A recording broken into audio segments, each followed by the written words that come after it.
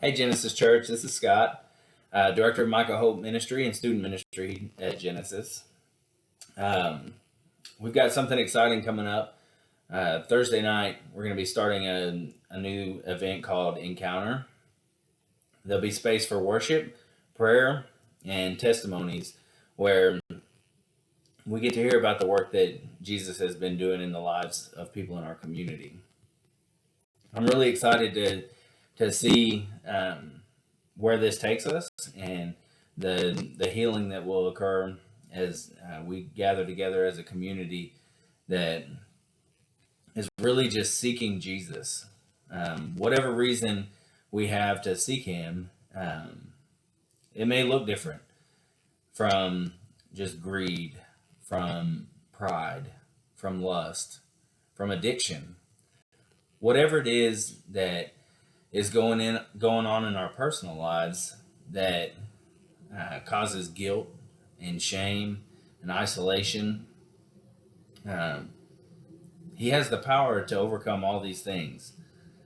And there's not really a story that reminds me of that as much as the man that Jesus healed at the well. When you look at John chapter 5, verse 6, it says, when Jesus saw him lying there and learned that he'd been in this condition for a long time, he asked him, do you want to get well?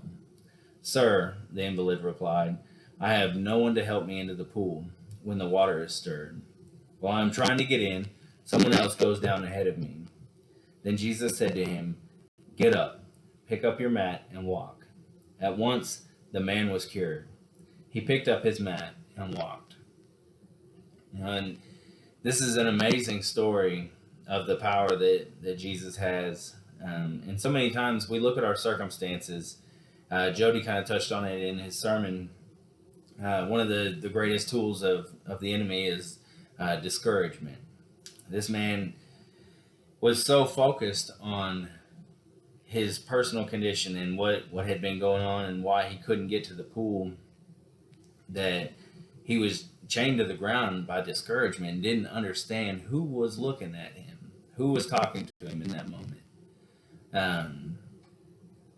And the beauty of it is that Jesus didn't shame him for not recognizing him.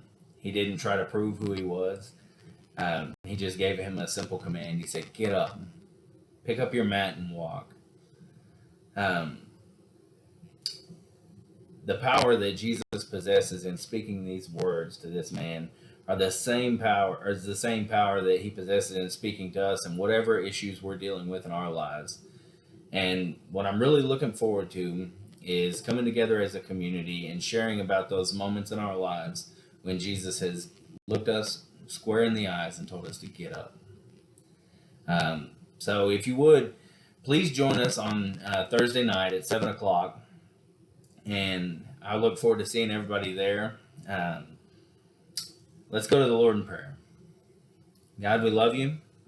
I thank you for Jesus and the stories of broken men and women that have come to him. God, not because they were worthy, not because they were able, not because they felt equipped, Lord, but because of their brokenness, God, and their incompleteness. And as they learned their dependence on you, let that be an example for us as a community that we're not coming together because of our own ability or our own worth, Lord, but because of the value that you put on our lives, because of your love, God, and your desire to reconcile our relationship to you, Lord. God, and let us be an example to people who don't have a relationship with you yet, that this is a community that is inviting them to come and experience you in a real and tangible way, Lord. Now we thank you for all this in the name of Jesus. Amen. Thanks, guys. Have a great day.